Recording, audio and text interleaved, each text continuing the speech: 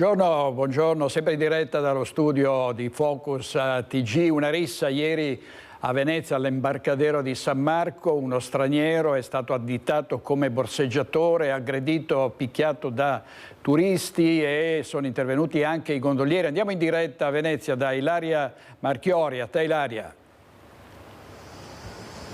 Sì, buongiorno direttore, buongiorno ai nostri telespettatori. Uno dei tanti episodi ormai troppo frequenti che si stanno verificando e che si verificano quasi quotidianamente in laguna. Come anticipavi, è successo ieri nel tardo pomeriggio intorno alle 18:30 nei pressi dell'imbarcadero di San Zaccaria, di fronte all'hotel Danieli. Un turista spagnolo si è reso conto di non avere più con sé il portafogli che aveva utilizzato pochi minuti prima, dicendo me l'hanno rubato. A quel punto i familiari con cui è in vacanza qui a Venezia hanno iniziato a guardarsi intorno, hanno visto un uomo sospetto e l'hanno immobilizzato in attesa dell'arrivo delle forze dell'ordine. Però a quel punto sono intervenuti appunto anche due gondolieri e c'è stato un parapiglia, una rissa. Ancora però da verificare chi abbia sferrato in realtà il pugno a questo presunto borseggiatore. Se ne stanno occupando i carabinieri per capire se sia stato qualcuno della famiglia dello spagnolo oppure qualcuno di questi gondolieri o chi abbia dato il via, e soprattutto se questo portafogli l'avesse effettivamente preso lui. Dunque si sta indagando a 360 gradi. Ma al di là di questo episodio nello specifico, come dicevamo appunto prima, ormai questi episodi sono all'ordine del giorno. Abbiamo sentito anche Monica Poli dei cittadini non distratti, ha detto che questo non era uno dei noti borseggiatori, quelli che loro conoscono bene, quindi sarà da capire che cosa sia effettivamente accaduto e chi sia questa persona. Non solo però i turisti sono vittime di borseggi e a volte anche di aggressioni, ma soprattutto, come sappiamo, anche il personale agli imbarcaderi e il personale ACTV. E allora sentiamo proprio un'intervista ad Andrea Scarpa, il coordinatore della FILT CGIL Venezia, che abbiamo sentito poco fa e che ci ha detto questo in merito. Io nel frattempo restituisco la linea. Ennesimo episodio di violenza.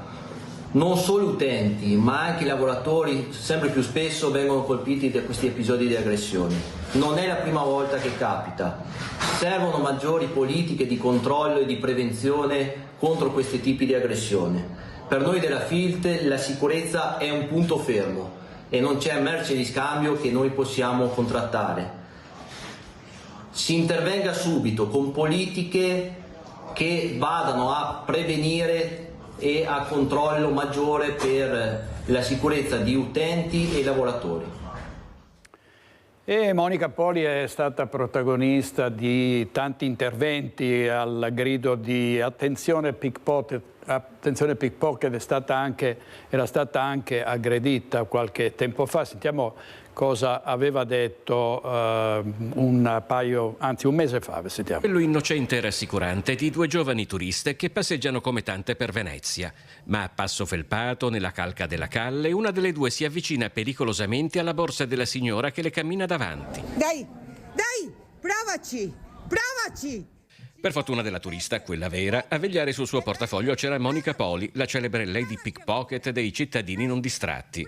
Siamo a Rialto, a pochi passi dalla tabaccheria di San Salvador, i cui due titolari sono stati arrestati dai carabinieri con l'accusa di aver trasformato il loro negozio in un centro in cui i borseggiatori potevano incassare contante utilizzando le carte di credito appena rubate. È cambiato qualcosa? Purtroppo assolutamente no, ci sono tantissime donne borseggiatrici, facce nuove, e anche uomini facce nuove. Stamattina praticamente stavo segnalando una borseggiatrice. Nel frattempo, borseggiatrice che fa parte di un clan di uomini. Il pontile di Rialto, come si può vedere dal video, proprio sfacciata al massimo. Ecco signori, una ladrona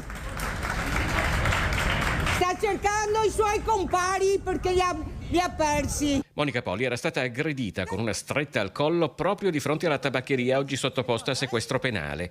Da anni tutti i borseggiatori sono censiti dai cittadini non distratti e la domanda che si sente rivolgere più spesso a Monica Poli è come mai, nonostante tutto, siano ancora a piede libero.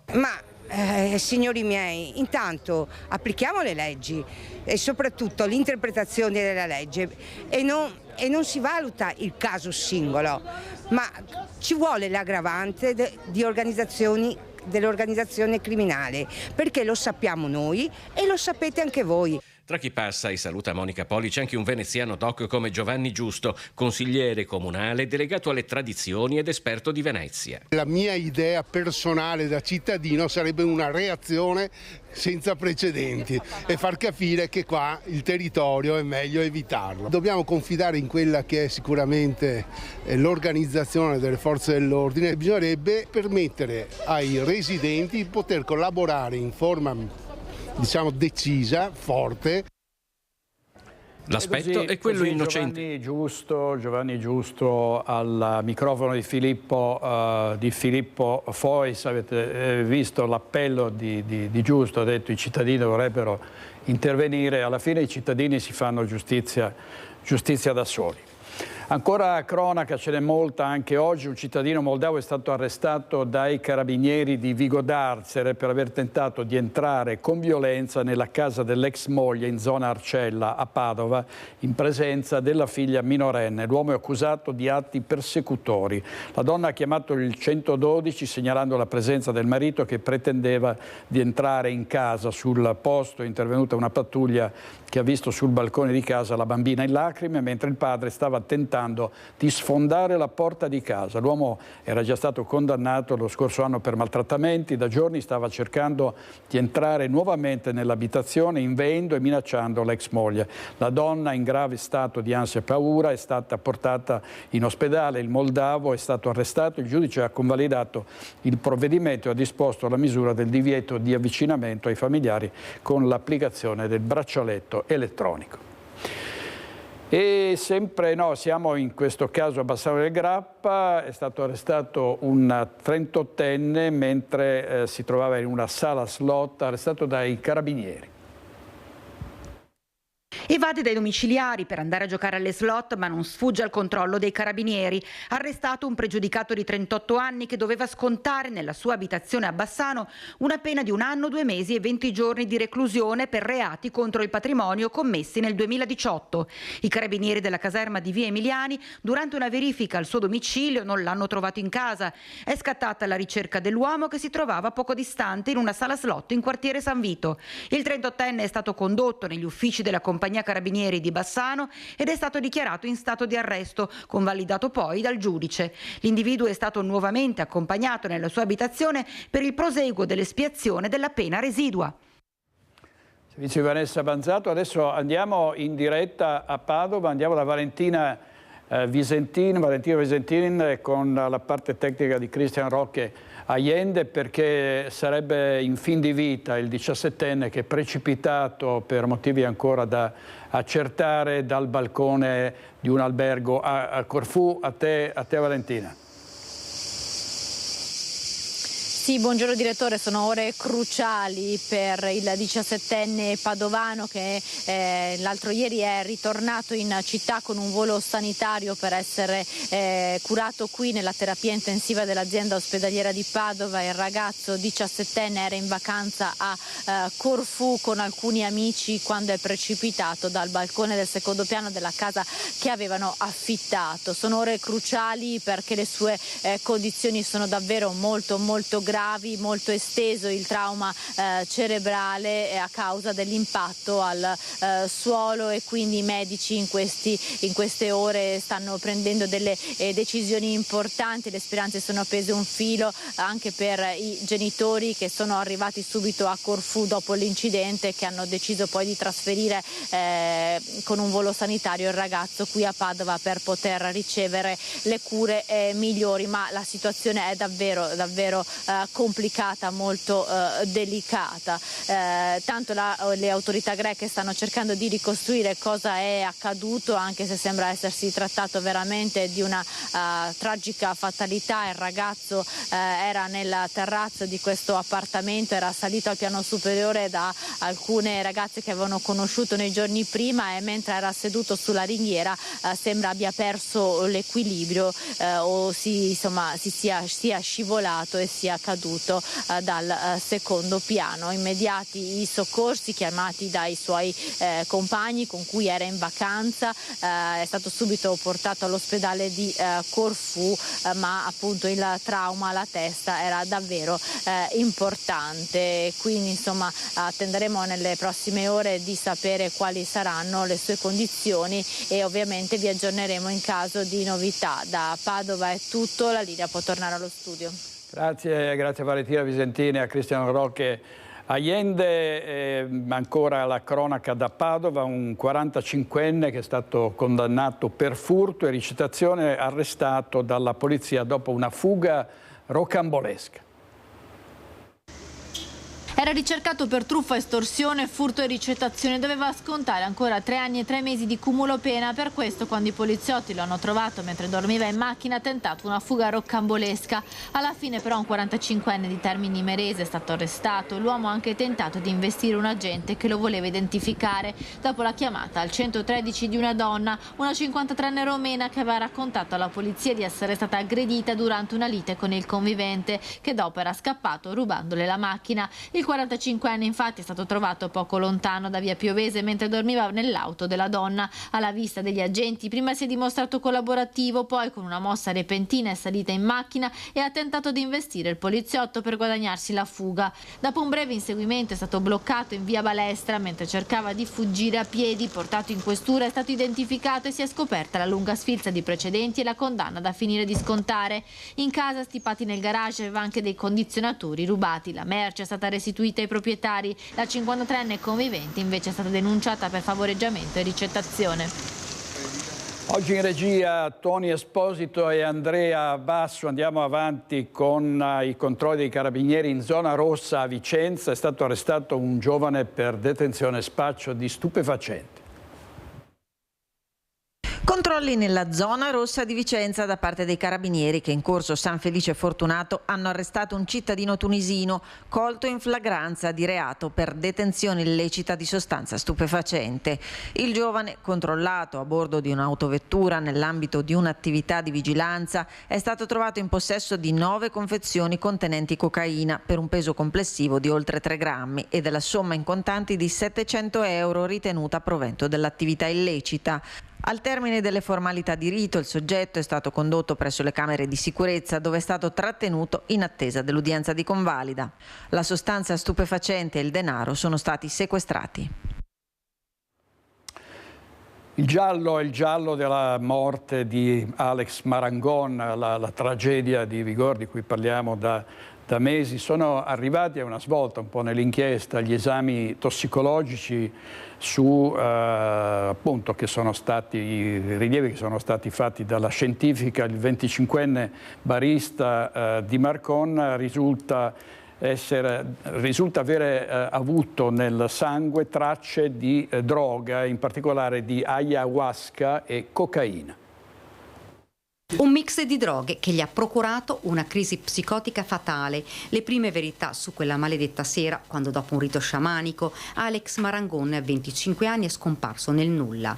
È la notte tra il 29 e il 30 giugno dello scorso anno. Qualche giorno dopo il corpo del giovane viene ritrovato in una secca del Piave a Ciano del Montello.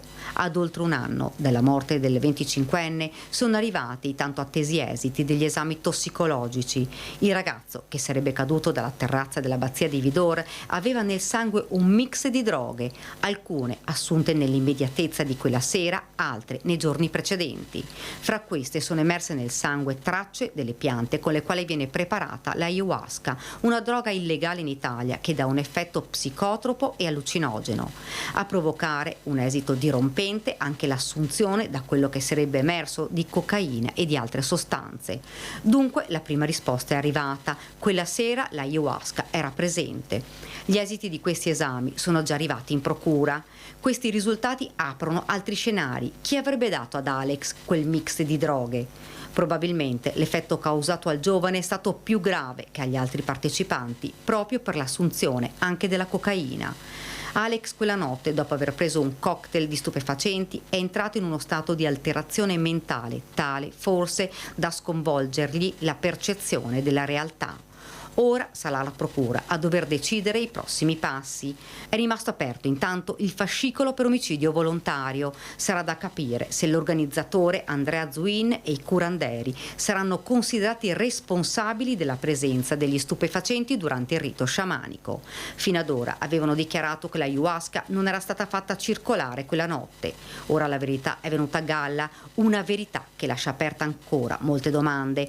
Perché se Alex ha avuto una crisi talmente grave nessuno lo ha fermato e perché l'allarme è stato lanciato dopo 3 ore?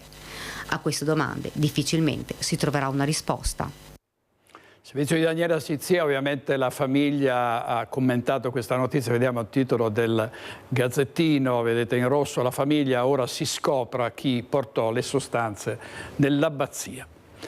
Un fiume di droga, a proposito di droghe, da Milano a Padova è stato scoperto dai carabinieri dopo 7 mesi di indagini. Vediamo quelli che sono stati i risultati dell'operazione.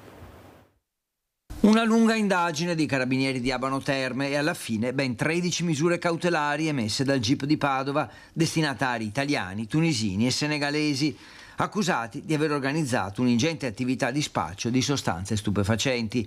Nel corso dell'operazione, che ha visto l'impiego di decine di carabinieri dell'Arma con il supporto di militari del nucleo cinofili di Torreglia e del nucleo elicotteri di Belluno, sono state eseguite 3 misure cautelari in carcere, 5 divieti di dimora in Veneto e 5 misure cautelari dell'obbligo di dimora nel comune di residenza dei rispettivi indagati.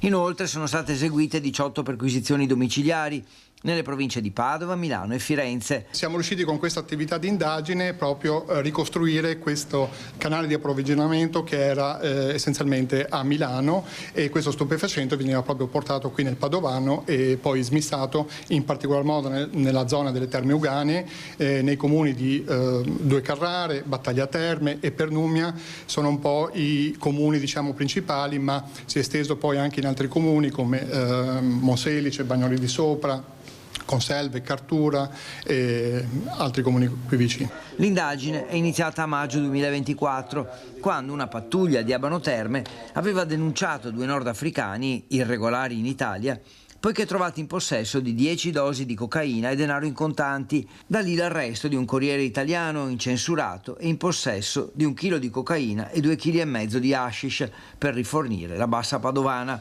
Nel corso dell'intera attività, durata circa 7 mesi, sono state tratte in arresto 4 persone, sequestrati complessivamente 4,5 kg di cocaina, corrispondenti a circa 6.400 dosi, e 2,5 kg di hashish per circa 520 dosi, oltre alla somma in denaro contante di 82.000 euro. Dai riscontri di indagine acquisiti, ricostruendo gli elementi, è stato accertato che nel periodo dell'indagine sono stati movimentati circa 637.000 euro. Noi siamo riusciti a capire che c'era un approvvigionamento di almeno 1 chilo, a volte anche 2 la settimana, di cocaina, e per il periodo dell'attività di indagine siamo intorno ai 630-650.000 euro di controvalore. Infine, durante le perquisizioni delle ultime ore, sono stati sequestrati altri quantitativi di droga e 43.600 euro in contanti, una pistola senza matricola, 1.550 cartucce da caccia e 40 munizioni calibro 38. Servizio di Federico Fusetti, ancora droga, la nostra regione è praticamente inondata di stupefacenti, c'è un traffico di cocaina tra Veneto ed Emilia Romagna che è stato scoperto con un'operazione che ha smantellato una rete di narcotrafficanti, 23 persone indagate, perquisizioni a Treviso, Vicenza, Belluno e Ravenna. Sentiamo Daniela Sizia. Per lo più operai stranieri, molti dei quali di origine dominicana, avevano messo in piedi un'organizzazione criminale dedita al narcotraffico e alla detenzione illegale di armi. Il blitz della polizia è scattato all'alba. In forza gli uomini di varie squadre mobili hanno bussato alle porte degli indagati fra le province di Treviso, Belluno, Vicenza e Ravenna. 26 le persone coinvolte, di cui 23 denunciati. Sono in corso di esecuzione 25 perquisizioni locali e personali nei confronti di altrettanti soggetti indagati per i reati in materia di stupefacenti e di detenzione abusiva di armi. Nel corso di queste perquisizioni sono state rinvenute diverse dosi di cocaina destinate alla successiva vendita, denaro contante e materiale per il confezionamento di sostanza stupefacente.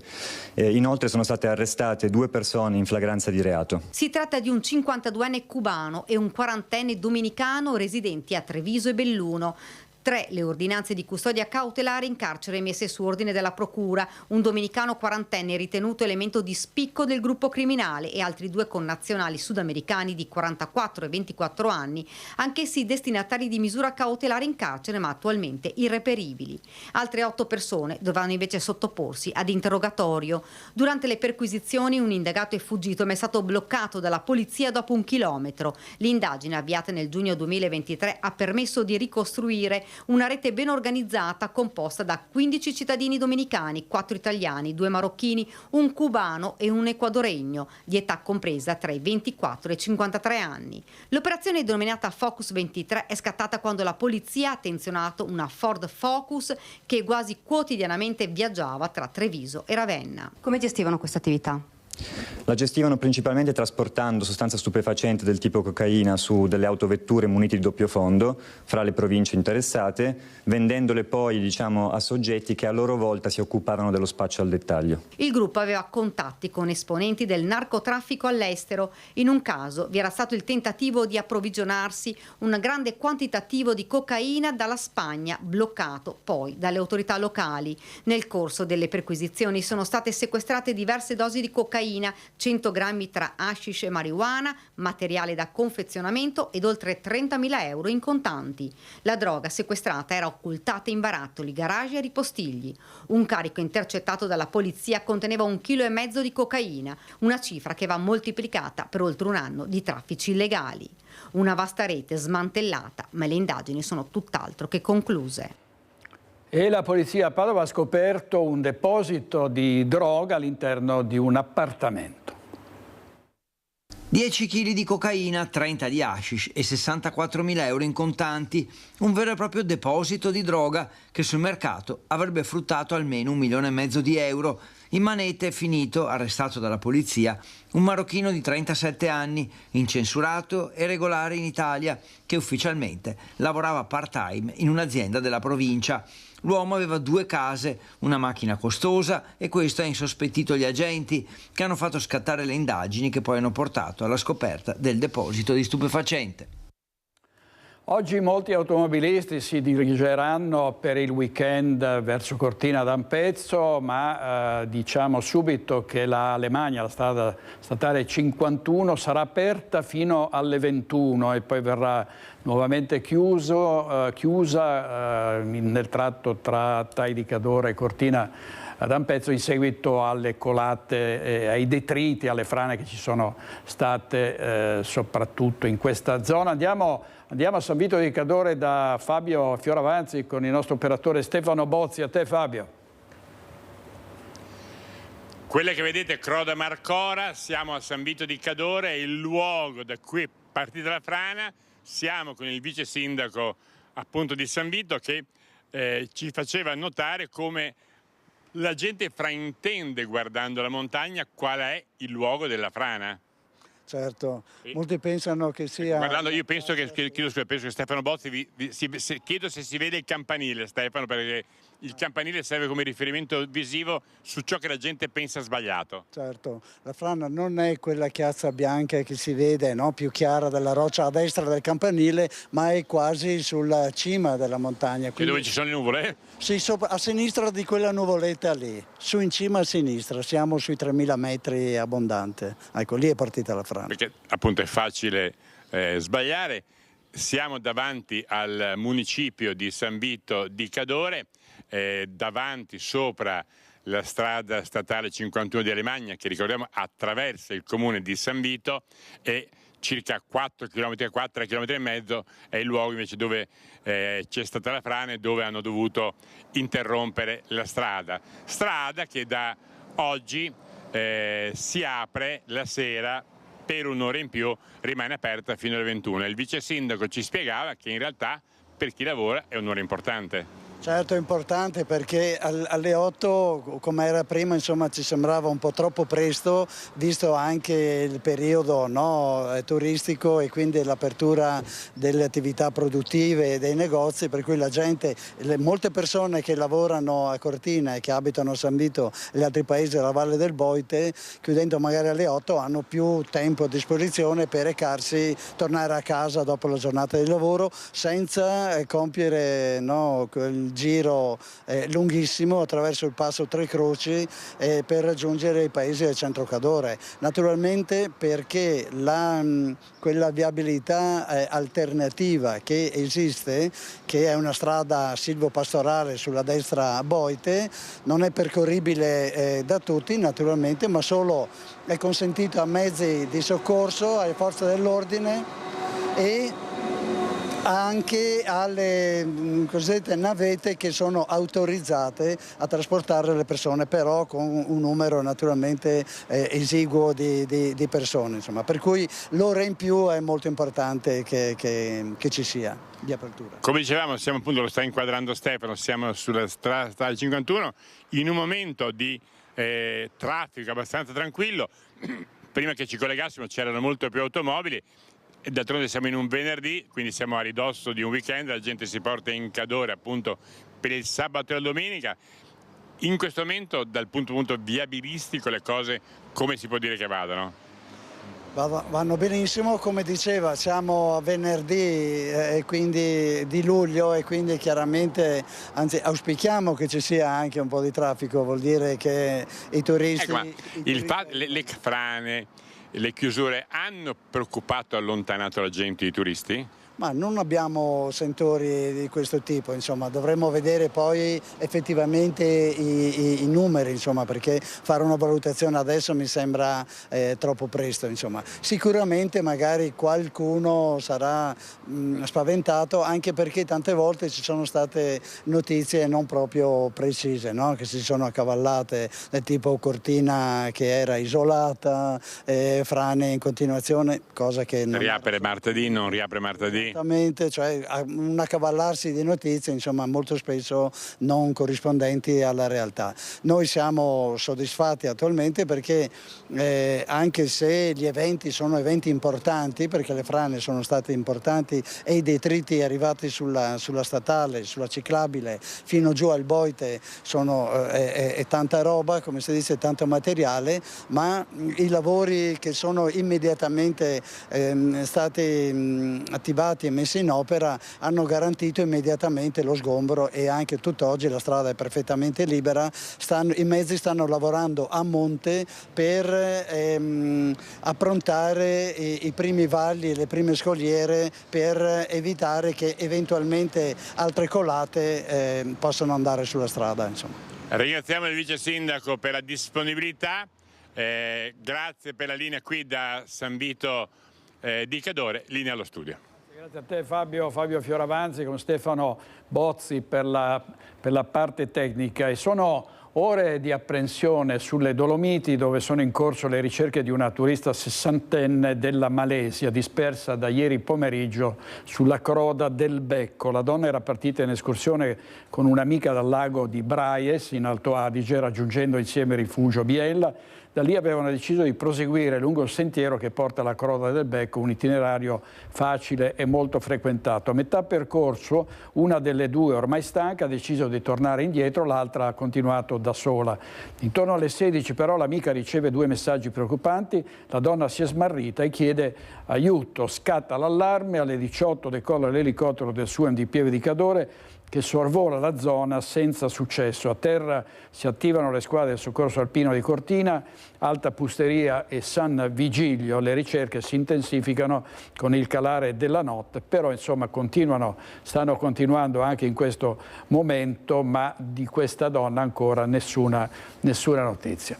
Adesso torniamo nel Trevigiano, andiamo a Tarso, dove si sono registrati altri furti, ladri scatenati in tutte le province. Andiamo in diretta da Daniela Sizzia.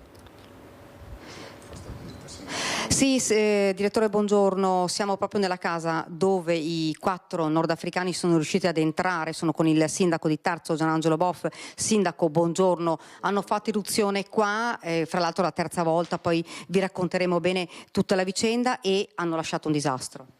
Beh sì, negli anni, ultimamente, diciamo, questo è l'ultimo episodio, il problema è sempre quello di persone che girano, parliamo di 4 nordafricani che girano per il nostro territorio, e quando noi abbiamo persone sul territorio che non lavorano e non si sa bene di cosa vivono, poi sappiamo che questa è l'attività alla quale si dedicano, quindi entrare nell'intimità delle case delle persone. In questo caso parliamo di una casa disabitata perché la persona che la ospitava è in casa di riposo, mettendo a soqquadro storia e intimità delle persone, creando insicurezza nelle persone, perché comunque il tentativo di intrusione anche nell'altra casa, perché pensavano non ci fosse nessuno, c'è stato, e per fortuna il proprietario era in casa e se li ha trovati davanti, sono fuggiti perché non sono persone che aggrediscono.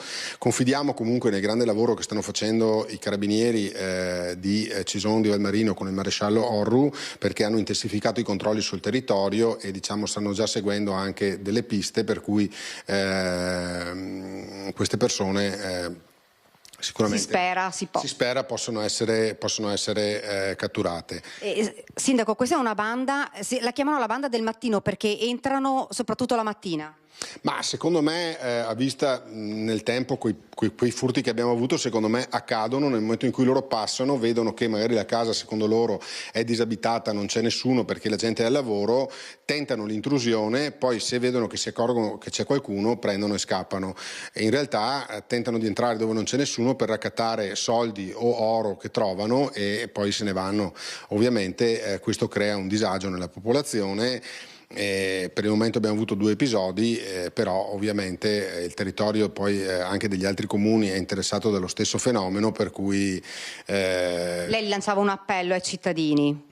L'appello che lancio ai cittadini, e parlando anche con le forze dell'ordine, molto spesso affidiamo le nostre segnalazioni a Facebook, a Instagram, a WhatsApp, ai gruppi di vicinato, ma la cosa importante che ogni cittadino deve fare, quando voi avete un numero di targa sospetto, un comportamento sospetto, una sosta sospetta, qualcuno che fotografa eccetera, cioè prendete il telefono e chiamate le forze dell'ordine, chiamate i carabinieri. È meglio una segnalazione in più, un numero di targa in più che magari poi non serve, piuttosto che magari non comunicarlo tempestivamente, perché magari se il numero poteva essere anche sospetto e c'era una pattuglia in zona, poteva essere il momento per identificare le persone e magari anche prendere qualcuno che magari sul quale ci sono dei sospetti.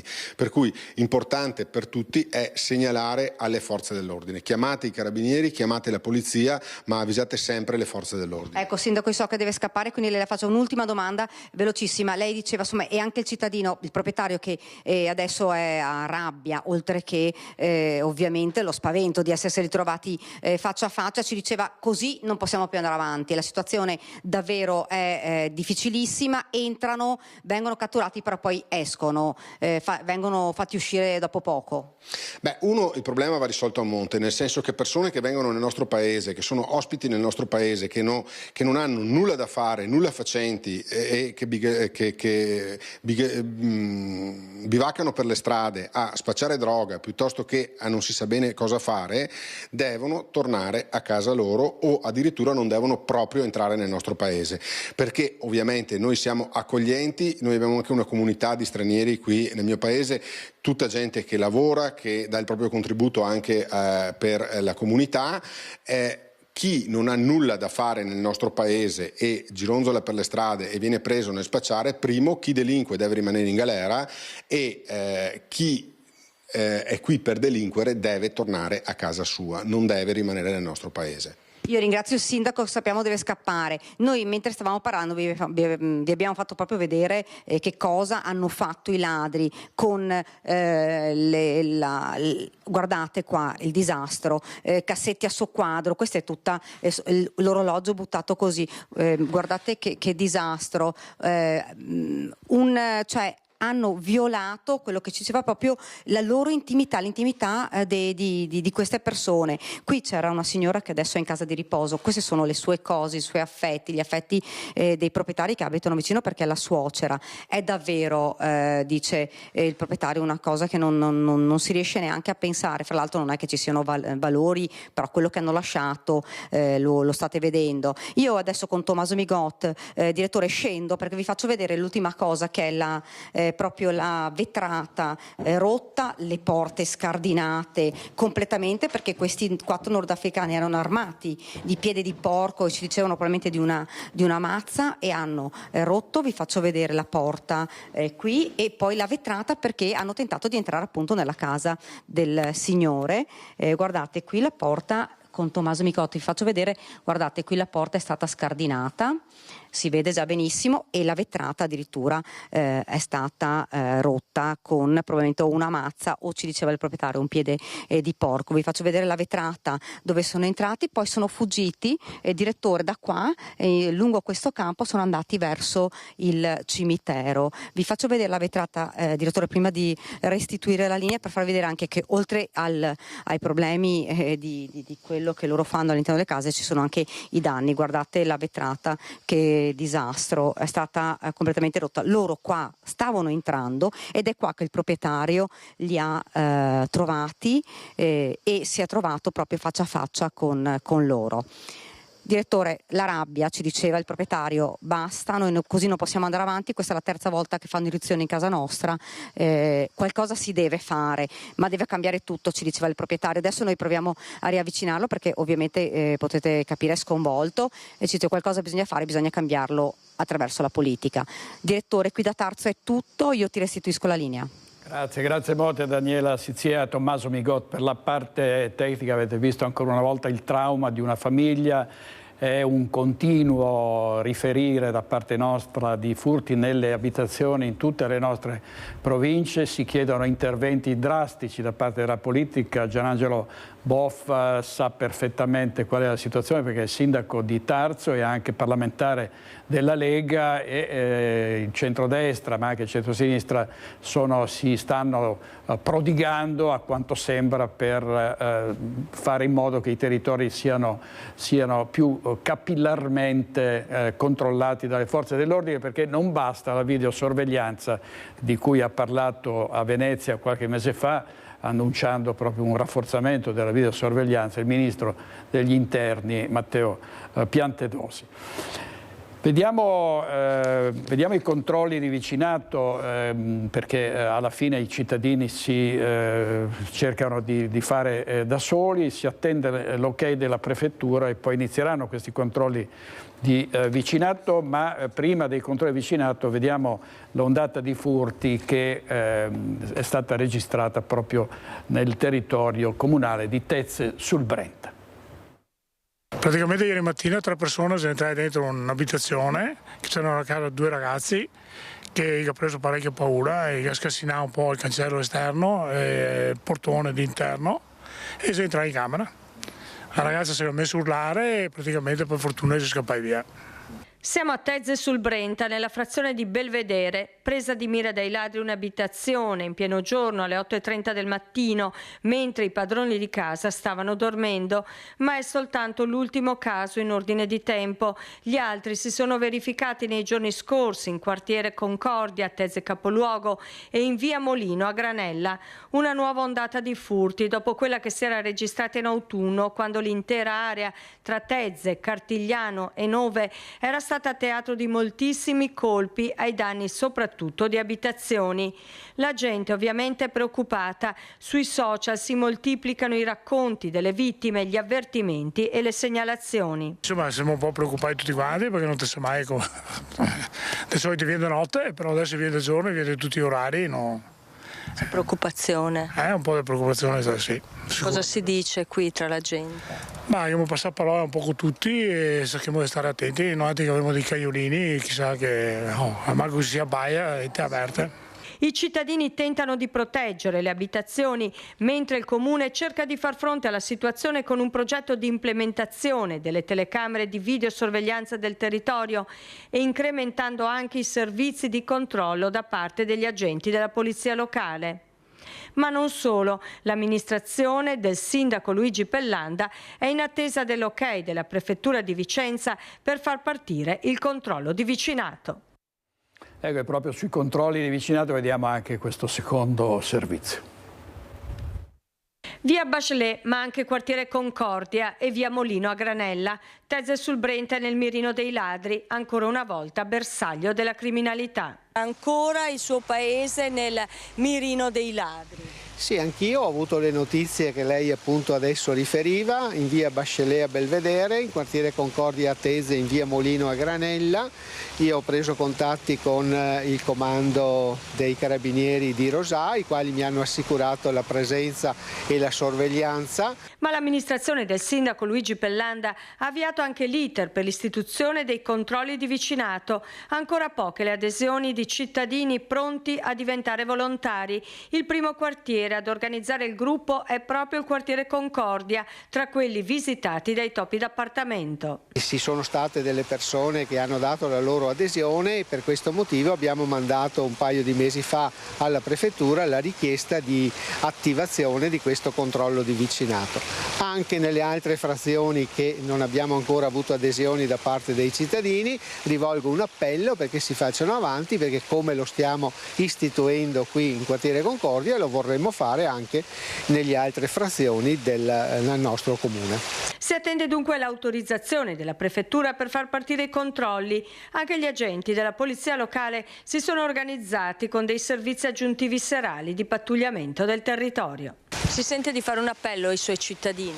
Ma l'appello è sempre quello, qualsiasi cosa vediate o segnalatelo alle forze dell'ordine, segnalatelo ai carabinieri che si sono resi disponibili sempre e mi hanno dato la garanzia di un maggior controllo sul territorio. Servizi di Monica Smiderle della nostra redazione di Bassano del Grappa e ancora ladri in azione nel territorio di Zerobranco. In questo caso diversi tentativi di intrusione, ma in un solo caso i malviventi sono riusciti ad entrare.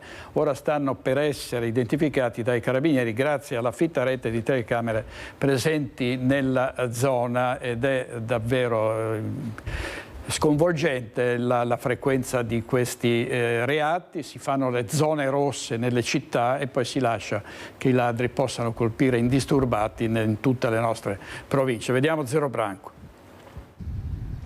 L'unico colpo messo a segno è stato alle 4 del mattino in una casa di via Albera a Sant'Alberto. Casa a soqquadro e qualche oggetto portato via in fretta e furia dai malviventi, probabilmente una banda che ha imperversato per tutta la notte nel comune di Zerobranco. Infatti alle 3 hanno tentato senza successo in via Moro, poi in via San Martino, via Casarini e in ben 2 abitazioni intorno a Luna in via Mascagni. Tutti i colpi andati a vuoto in gran parte per i sistemi d'allarme o per le inferriate che hanno difeso le abitazioni.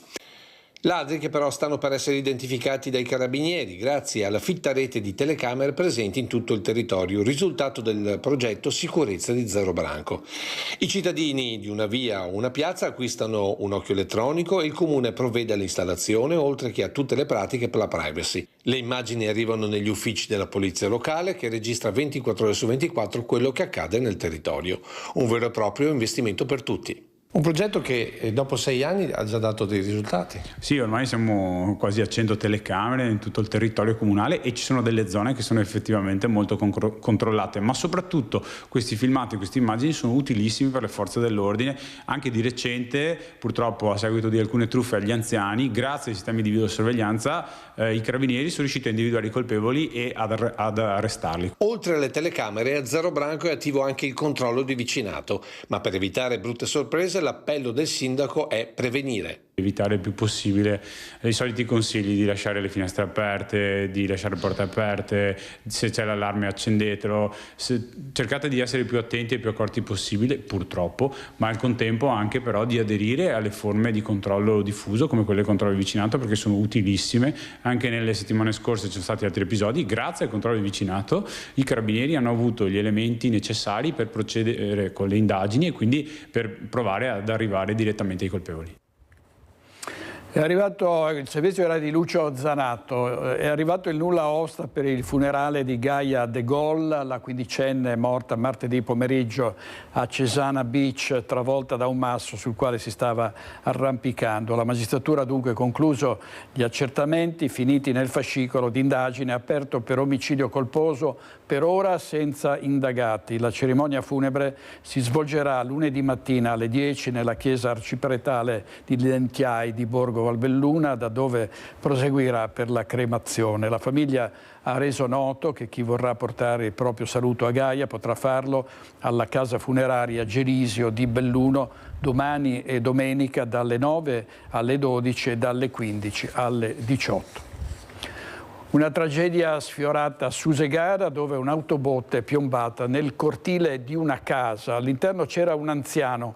Ho avuto paura, racconta scosso ai nostri microfoni. L'autista è uscito illeso dall'abitacolo. Sentiamo il servizio di Christian Arboit. Sì. Ha preso paura? Tanta e sto ancora prendendo paura. Così sono ancora qua, sono chi va e basta. Una traiettoria impazzita, una strage sfiorata. Erminio Fagherazzi si trovava in casa quando un'autobotte gli è piombata in giardino in via Barca tra Susegana e Colfosco. Poco dopo l'ora di pranzo. L'anziano è ancora scosso ma consapevole della tragedia scampata, non solo per lui ma anche per l'autista alla guida del mezzo. Sì, ho visto uscire proprio che sono contento di averlo visto. Perché l'ho salutato e bravo che sei ancora qua.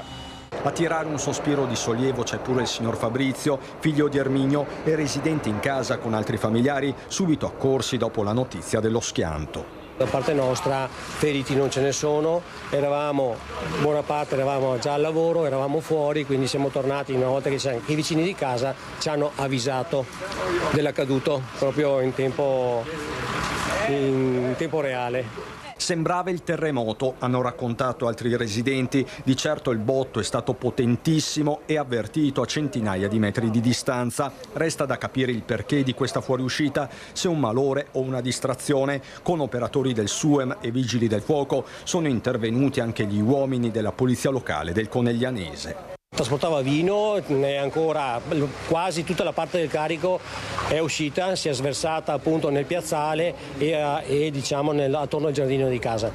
E quindi è rimasto ben poco dentro, all'interno. 15 centimetri di vino che correva davanti alla cucina. Chissà quanti togli che le da fuori. 15 centimetri che tanti Tutte e due bocchette erano aperte, tutte e due, tutte che correva fuori. 15.000 i litri di vino alla fine dispersi e circa 200 i litri di gasolio. Anche per questo è intervenuta l'ARPAV a raggiungere via Barca, inoltre, una ditta specializzata per la rimozione delle autobotte. Dettagli dopo la grande paura. Alla fine, guarda, è importante star bene, tutti quanti. Il resto si ripara.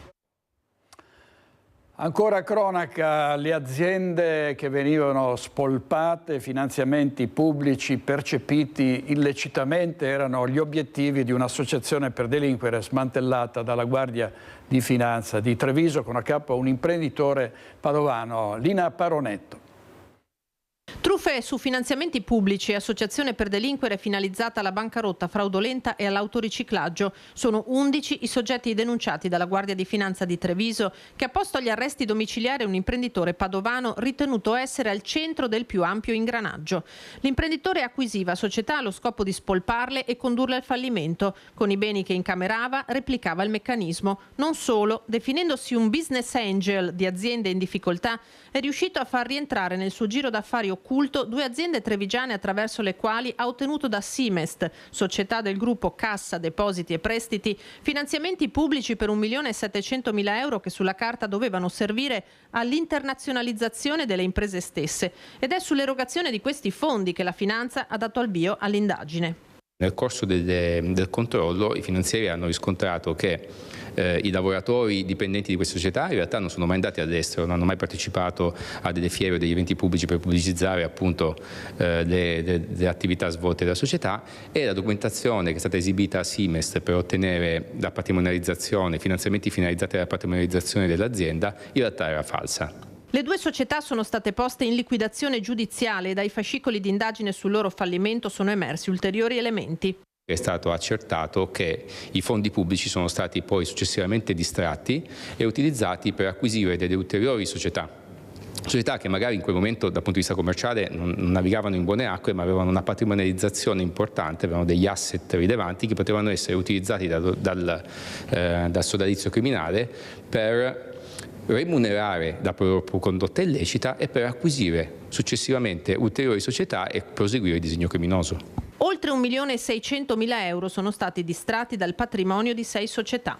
Questo denaro è stato utilizzato per acquisire ulteriori società e quindi per continuare il meccanismo criminale e per remunerare gli appartenenti al sodalizio, quindi tutte quante le spese correnti e quotidiane dei soggetti che appartenevano al gruppo di fatto.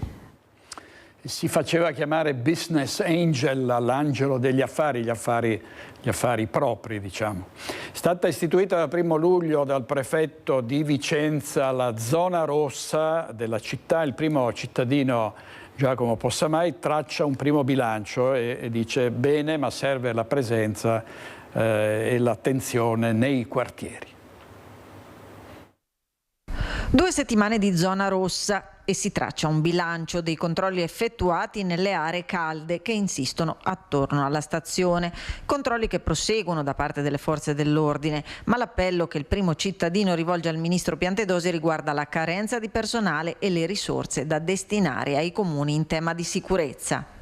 La polizia locale sta collaborando attivamente sul fronte della zona rossa, ci sono già state alcune contestazioni, alcune situazioni in cui si è rilevata la presenza di persone con procedimenti e precedenti penali a carico, quindi si è già intervenuti, l'ha fatto la polizia locale, hanno fatto anche le forze dell'ordine.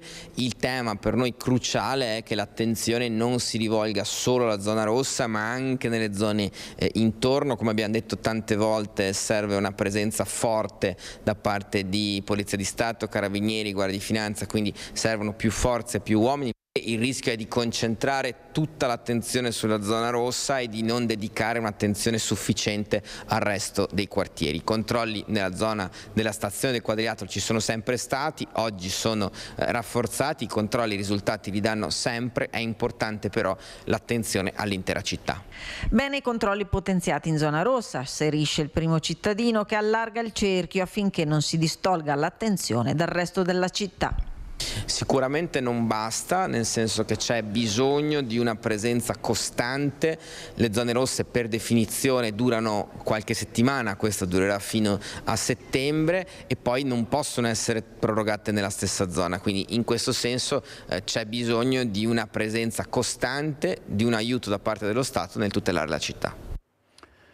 E passiamo ai vandali che hanno acceso un falò nel campo da basket di San Cipriano nel Trevigiano, che doveva essere inaugurato tra qualche giorno, un danno alla comunità che ha mandato su tutte le furie il sindaco Marco Donadel, parliamo di Roncade. Dovevamo aspettare gli ultimi adempimenti burocratici, amministrativi per poterlo aprire. E quello lì è il risultato. Ci vengono chiesti nuovi spazi, nuove aree per i giovani e per colpa di 2 o 3 siamo costretti a chiudere e a riaprire chissà quando. Nessuna palla a 2 o ragazzini con la maglia di Michael Jordan o Kobe Bryant a tirare a canestro. Il campetto da basket che doveva inaugurare a giorni resterà chiuso per un po'. Un gruppetto di vandali ha pensato bene di mettersi proprio al centro del campo da gioco e fare un falò. hanno raggruppato delle bottiglie di plastica, cartoni, un pezzo di rete da cantiere e l'hanno bruciata in mezzo al campo. Non si sa per quale motivo. Ok, magari questi sono anche contenti oggi di vedere il video su Antenna 3 o l'intervista, perché magari si fanno anche belli, però vi dico solo una cosa: avete fallito, perché questo è un atteggiamento che noi non accettiamo. Assolutamente. Protagonismo che comunque avrà un prezzo e che il sindaco è ben determinato a far pagare. Il campetto, costato 70.000 euro tra fondi pubblici e privati, aveva già cominciato a funzionare ed era un punto di orgoglio e di riferimento per tutta la comunità. Comunque io invito gli autori ad autodenunciarsi, ad andare dalla polizia, perché già qualche indizio ce l'abbiamo. Già questa mattina qualcuno si è presentato in municipio per dire: sindaco, ho visto questo, quindi è bene che si autodenuncino, che vengano in municipio o dalla polizia a parlare assieme, che ci mettiamo d'accordo, perché capiamo che l'età che va dai 14 ai 18 anni in alcuni momenti può essere un'età anche difficile, ma è bene che ci accordiamo, altrimenti noi arriviamo ai colpevoli e poi le famiglie pagheranno il danno subito, il danno creato a tutta la comunità. Adesso andiamo in diretta a Vicenza da Daniele Garbini e da Andrea Benetti per la parte tecnica, perché diventa più difficile per i furbetti dei rifiuti farla franca, impiego di intelligenza artificiale e multe raddoppiate. A te, Daniele. Direttore, buongiorno ai telespettatori. Confermo, si è appena conclusa da poco la conferenza stampa qui nel comando di polizia locale a Vicenza e ci sono tomi importanti anche comunque di soddisfazione per il lavoro fatto in questo momento, il bilancio dei primi 6 mesi. Ma tanto per dare un dato, nei primi 6 mesi si è quasi raddoppiato il numero delle sanzioni rispetto all'intero anno dello scorso anno. Quindi c'è proprio evidente la volontà di perseguire, di normalizzare una situazione che fino all'anno scorso comunque era in difficoltà, era fuori controllo, e la volontà era proprio il comune, come sarà Baldinato, l'assessore all'ambiente, e Leonardo Franzani, il commissario, che poi ci dirà proprio i numeri, ma con l'assessore sentiamo anche perché la volontà, cosa è successo, come avete potenziato il servizio per avere questi risultati. È un grande lavoro di squadra, la squadra è composta dal comune ovviamente, che ha dato l'input, perché questo è un fenomeno veramente insopportabile dell'abbandono dei rifiuti che costa ai cittadini onesti moltissimi soldi, e quindi noi vogliamo cercare di ridurlo. È un lavoro di squadra che comprende noi ovviamente, ma la polizia locale in forze, con tanti tipi di controlli differenziati, quelli in borghese che sono recenti, l'esame di tante ore registrate dalle telecamere fisse che abbiamo in città, e sono 6, e i controlli ovviamente quelli ordinari, e nella squadra AIM Ambiente, che ovviamente fa il suo lavoro quotidiano di raccolta dei rifiuti abbandonati, e cercando anche di intercettare i responsabili di questi rifiuti, entrando anche addirittura nei cassetti per rilevare di chi sia o di chi possa essere questo rifiuto abbandonato. Quindi è uno sforzo veramente grande, una squadra che funziona molto bene, e i risultati ci sono tutti. Ecco, diciamo subito che, tanto per dare i numeri, sono state aumentate le telecamere sulle isole ecologiche, sono 600, i controlli sono 180, ed è stato potenziato, come dice l'assessore, il numero del personale in borghese. Questa è la vera novità che vi ha permesso proprio di aumentare i dati, è vero? Assolutamente sì, sono stati fatti quasi 60 controlli in abiti borghesi, hanno potuto verificare anche circa 1000 conferimenti tra regolari e irregolari, di cui 10% purtroppo irregolare. La cosa importante anche dei controlli in borghese è che i colleghi, gli agenti parlano con le persone, e quindi qualche volta istruiscono anche le persone, ovviamente anche per conferire regolarmente. Lei cosa ha visto di particolare? Abbiamo visto anche di video che poi faremo vedere nel TG di questa sera, proprio perché sono episodi anche eclatanti. Abbiamo visto dei cittadini che intervengono per cercare anche di limitare questi comportamenti, e soprattutto anche dei rifiuti lanciati dalla macchina. Sì, purtroppo c'è questa piccola abitudine, brutta abitudine di lanciare, quindi senza fare nessun tentativo anche di introdurre i rifiuti all'interno dei cassonetti. La cosa importante è che ci sono tanti e tanti cittadini che ci tengono alla loro città, e quindi anche a conferire regolarmente, anche all'isola ecologica pulita, tanto che intervengono anche direttamente, rischiando tra virgolette anche comunque bisogna apprezzare veramente questi cittadini che ovviamente ci segnalano a noi o all'amministrazione o anche ad AIM, quindi con il lavoro di squadra ci scambiamo le informazioni e da lì dopo scaturiscono i controlli nelle varie isole ecologiche che più ovviamente hanno bisogno di essere controllate. Auguriamo buon lavoro. Una nota prima di chiudere è che un dato da sfatare è l'identità dei reati, diciamo così, sono il 90% vicentini. Certo, sì, diciamo che sono residenti in Comune di Vicenza, ma la diceria, la favola, diciamo così, di voler dare la colpa ai cittadini stranieri l'abbiamo totalmente smentita, perché non è così. Sono i nostri cittadini che scendono di casa con le ciabatte ai piedi e sporcano proprio sotto casa, quindi sì, prendiamo atto di questo e incoraggiamo questi cittadini, quei pochi che sporcano la nostra città, invece a essere più consapevoli e più rispettosi della nostra bellissima Vicenza. Allora continuiamo l'augurio a conseguire così. Grazie, sì certo, proseguiamo così. Da Vicenza è tutto, direttore, restituisco la linea. Grazie molte ai nostri colleghi di Vicenza. Vediamo ancora invece i bulli in azione a Casale sul Sile. Nella notte ragazzini in bicicletta hanno lanciato petardi nei giardini dei residenti di via Montenero e non è la prima volta che queste baby gang fanno danni nella via cittadina. Elena Dal Forno.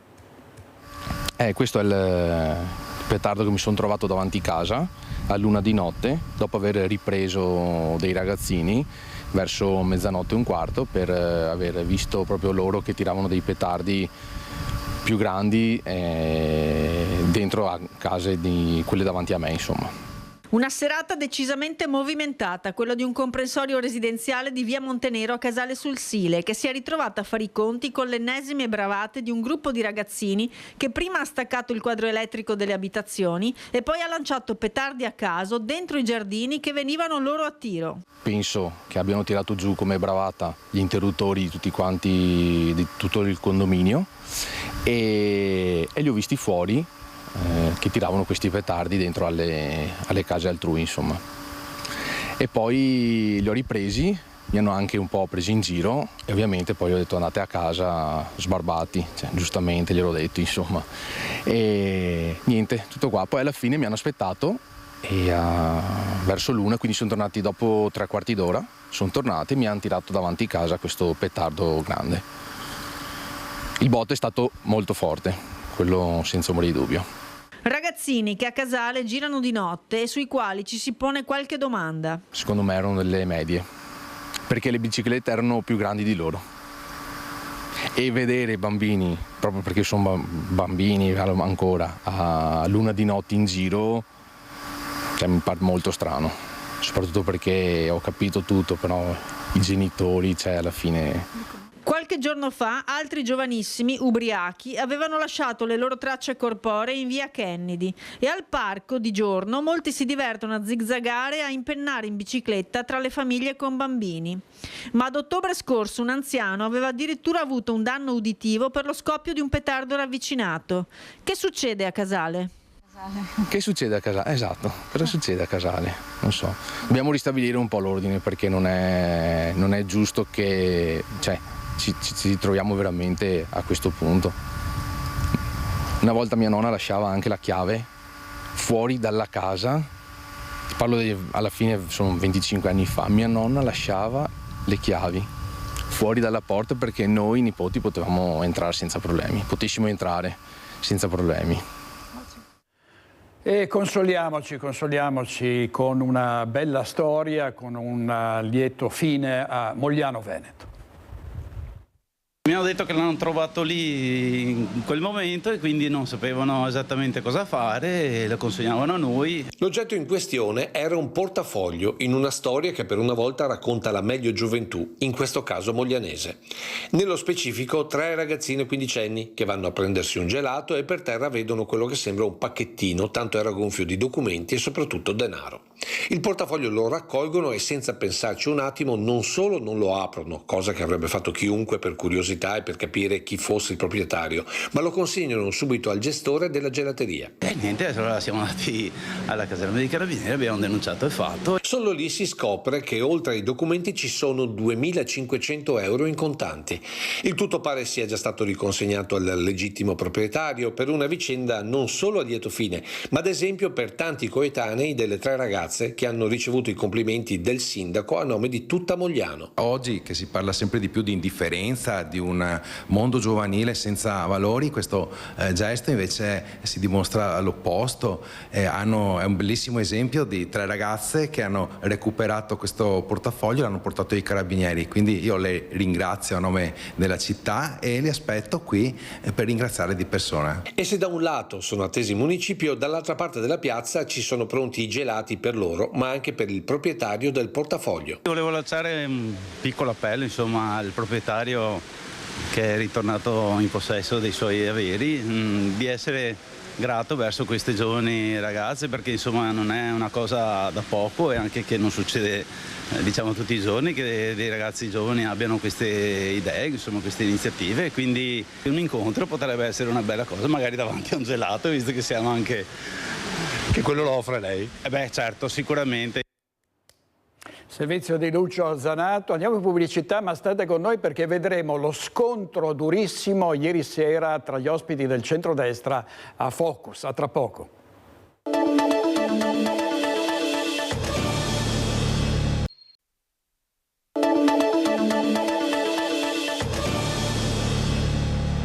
Una lite furibonda ieri sera nello studio di Focus tra esponenti di centrodestra, tra Giuseppe Paolin, ex parlamentare della Lega, Gian Antonio D'Arè, candidato presidente per Liga Veneta Repubblica, e Gianluca Forcolin di Forza Italia. Rivediamo le fasi principali di questo scontro.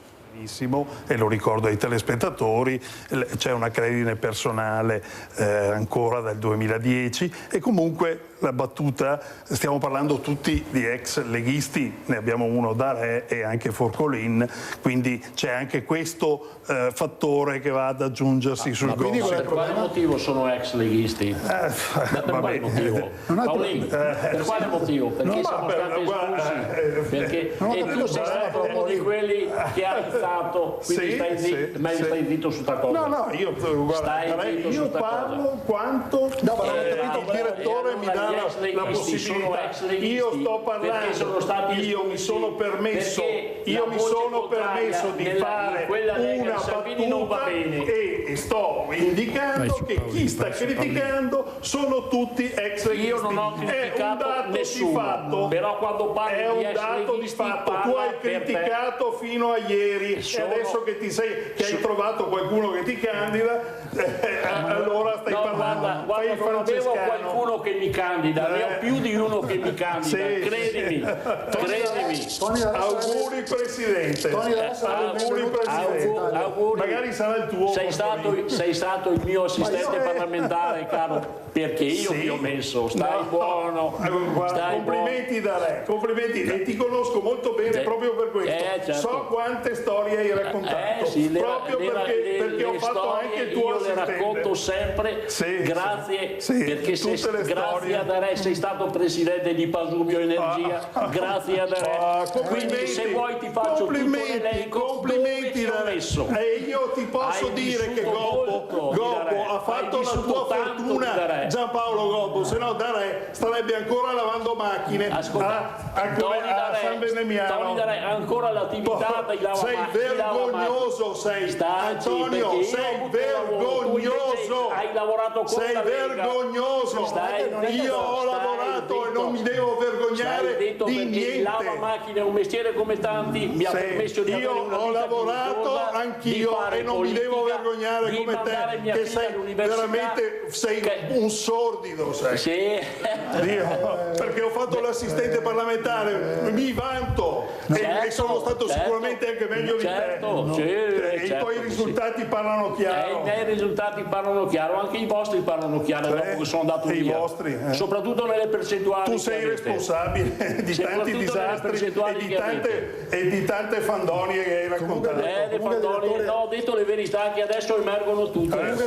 Grazie alla presidenza di Pasubio. Io uno come Tony Re, Forza Italia lo prenderei subito. Ma l'avete già preso? Si candida di qua perché si vergogna di candidarsi col tricolore? Cosa che tu invece non fai.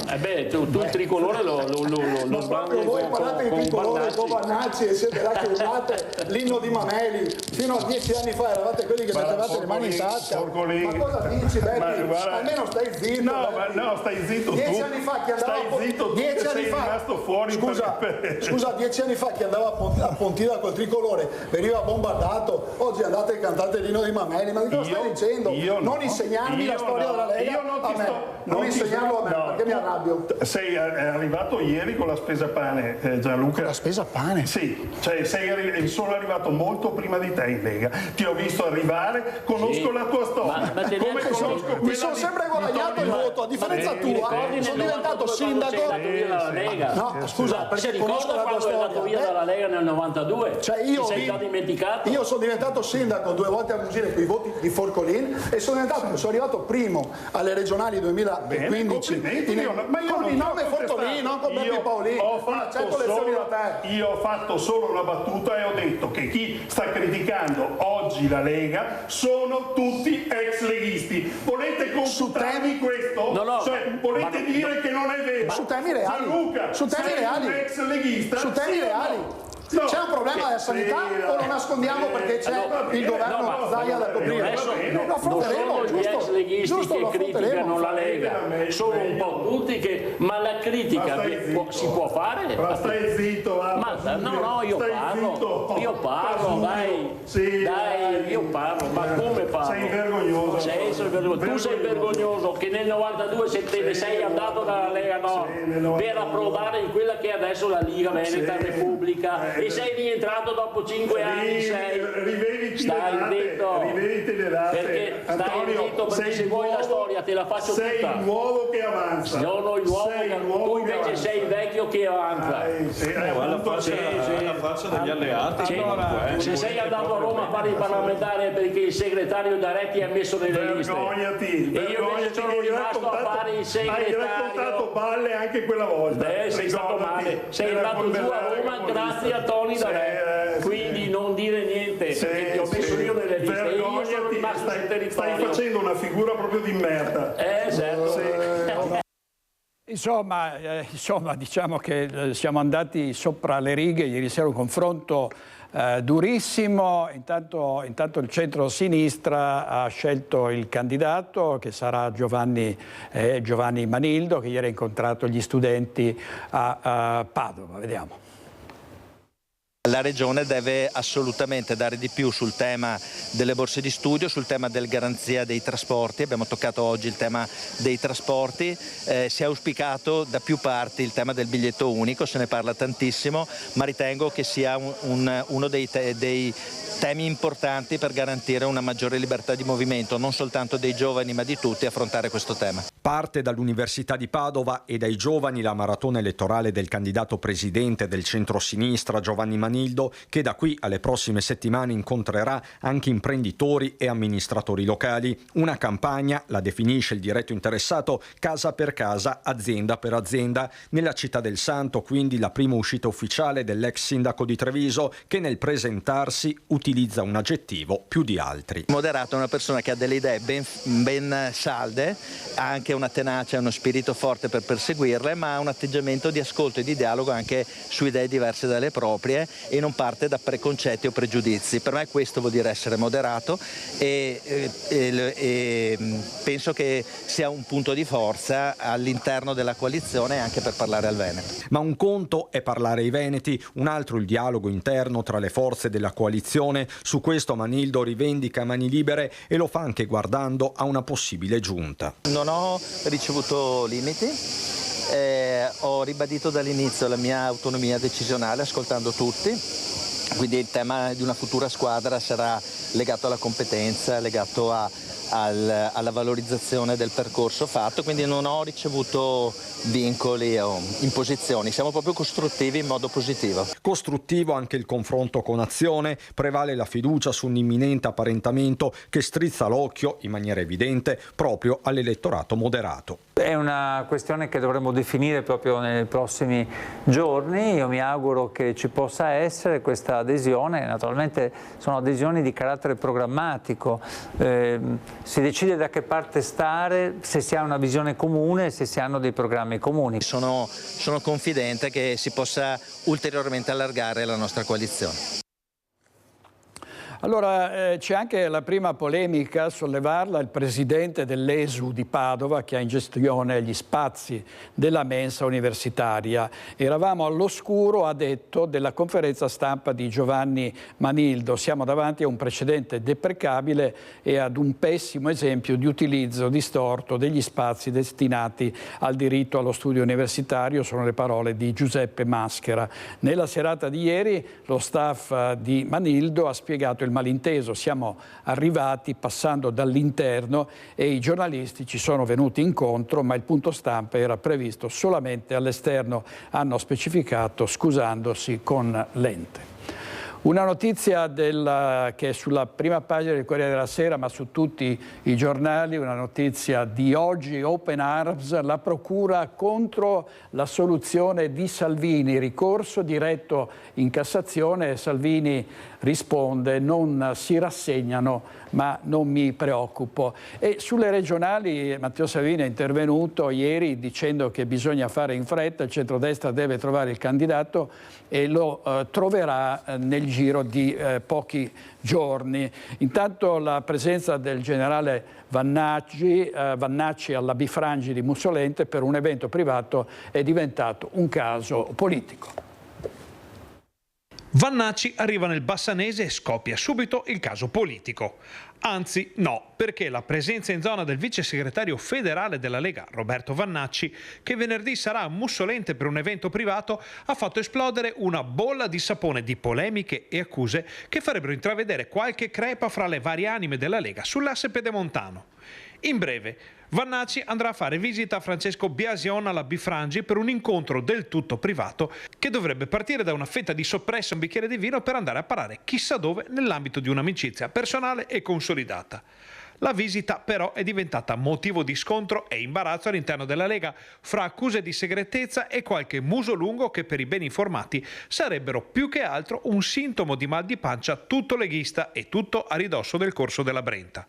Tanto che la Liga Veneta per Salvini Premier si è vista costretta a uscire con un comunicato nel quale si conferma che tanto Massimo Berton, referente bassanese, e il direttivo regionale nella persona di Riccardo Barbisan erano a conoscenza dell'arrivo del generale già a giugno. Trattandosi di una visita privata in un'area privata e non di un evento organizzato dal movimento di Vannacci o dalla Lega, il partito ha ritenuto di darne comunicazione solo al direttivo in via formale e agli organismi organizzativi leghisti tramite 2 righe nelle chat degli addetti ai lavori. Vannacci si è messo quindi d'accordo con i referenti locali del partito per un evento, questo sì pubblico e politico, da organizzare per la fine dell'estate, probabilmente molto a ridosso delle elezioni regionali. Nel frattempo lo stesso generale rimanda al mittente le polemiche, ringraziando pubblicamente Biasion per l'invito e ribadendo che la sezione territoriale della Lega è riformata del suo arrivo a Mussolente.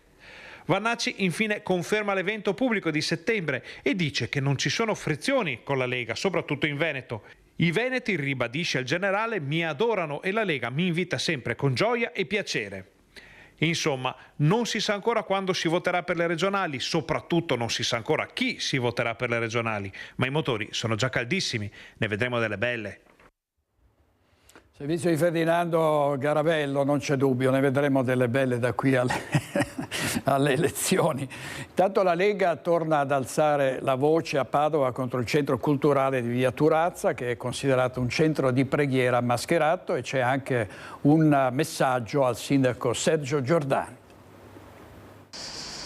La Lega torna davanti al Centro Culturale di Via Turazza a Padova, da tempo nel mirino dell'europarlamentare e ex sindaco di Monfalcone Anna Maria Cisinta, che denuncia irregolarità e che sia di fatto un centro di preghiera islamico. E così i leghisti lanciano una diffida al sindaco Giordani perché provveda a chiudere il centro prima che l'opposizione si rivolga all'autorità giudiziaria.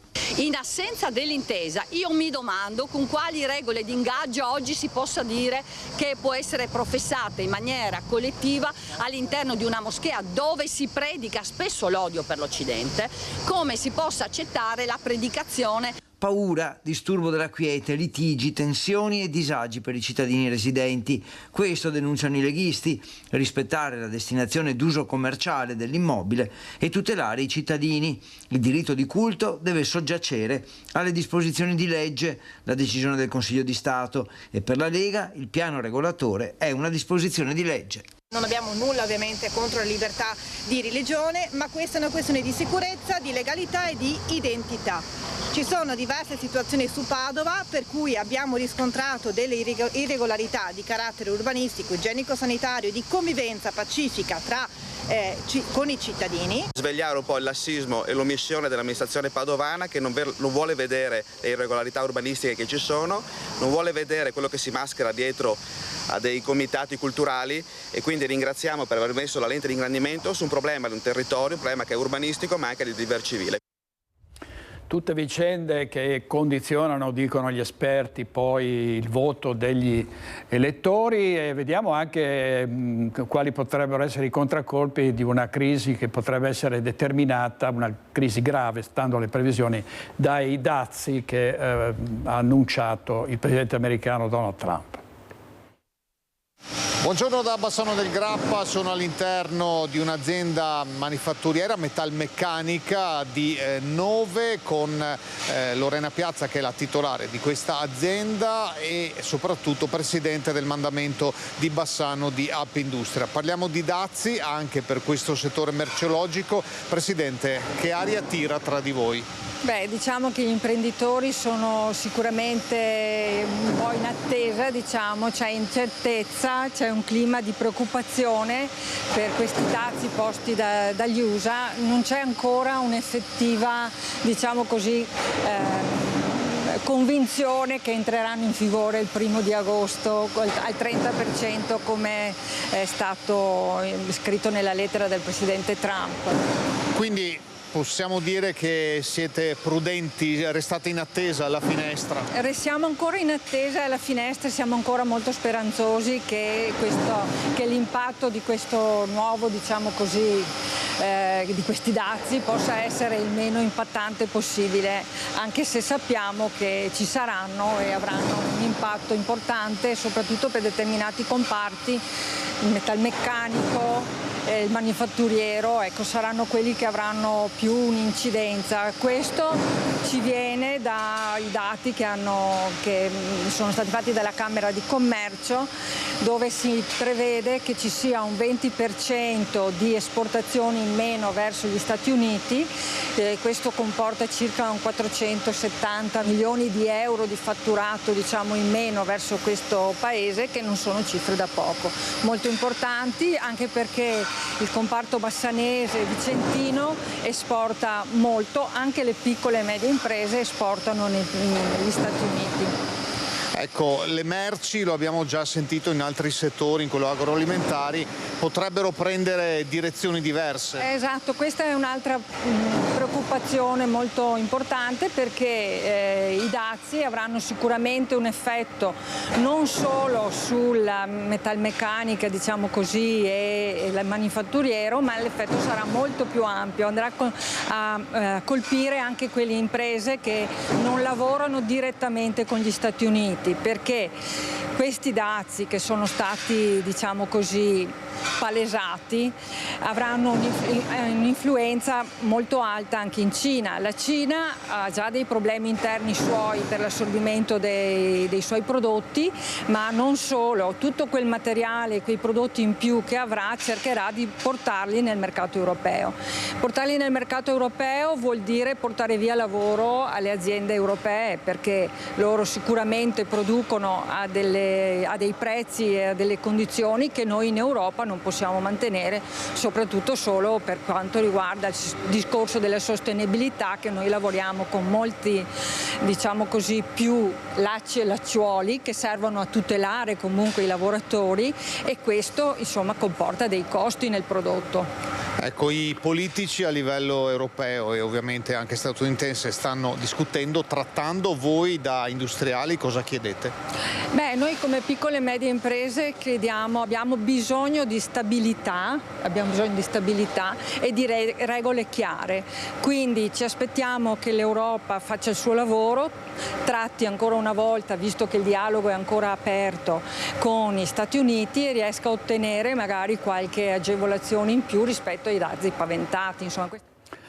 Ecco, grazie a Mirko Cavallin da Bassano del Grappa. Andiamo in pubblicità con i nostri registi Tony Esposito e Andrea Basso. State con noi, a tra poco.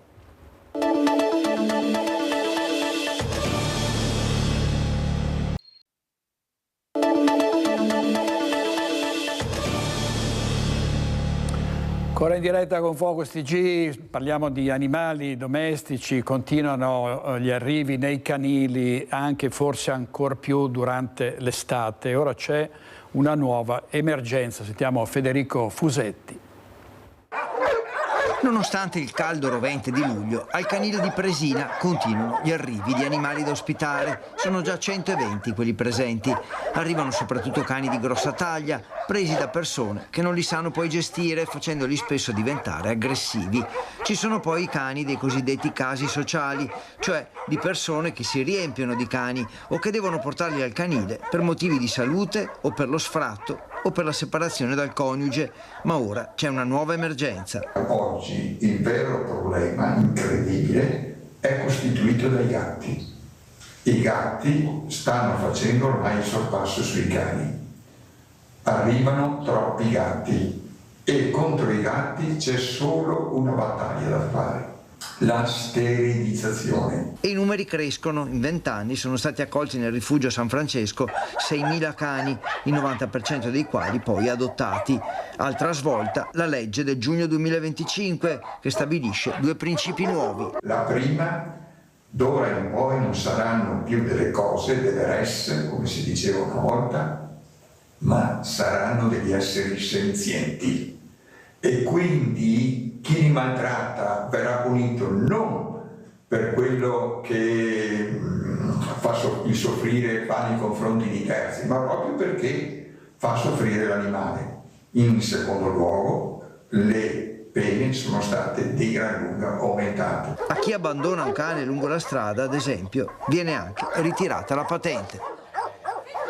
Bene, bisognerebbe fargli questo ed altro a chi abbandona un animale per la strada.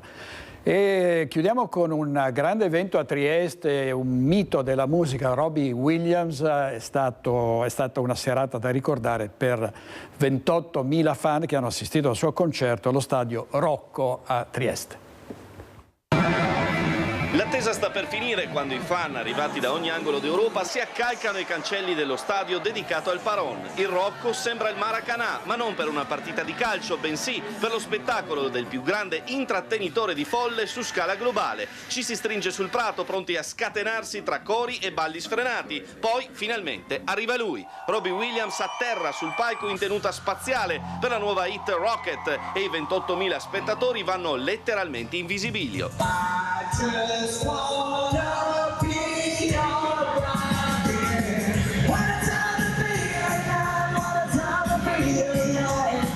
E lo stesso artista di Stoke-on-Trent a dichiarare di voler dimostrare in 2 ore cosa significhi fare spettacolo. E la formula è di quelle in grado di smuovere anche i meno avvezzi al genere. Band di livello assoluto, ballerini e coriste che da sole potrebbero tenere vocalmente in piedi il concerto. Del resto l'autodichiarazione di essere un intrattenitore toglie all'ex Take That qualsiasi laccio artistico, ed ecco che gli si perdona pure il non essere più, squisitamente come cantante, quello della Royal Albert Hall.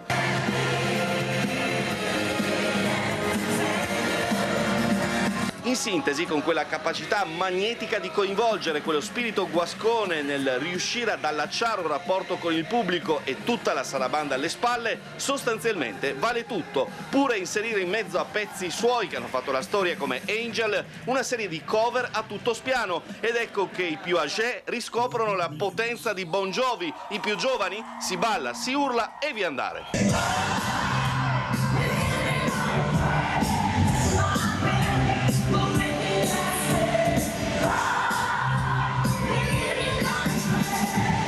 Su un palco che cambia da quello principale, gigatonico, a quello più raccolto in mezzo al prato, Williams cambia toni e atmosfere della serata, parlando di se stesso dai tempi della boy band ai 51 anni attuali, snocciolando Strong, Supreme e Rock DJ, una vera e propria festa che accontenta tutti e lascia l'eredità di una serata che rimane tra gli eventi top ospitati a Trieste.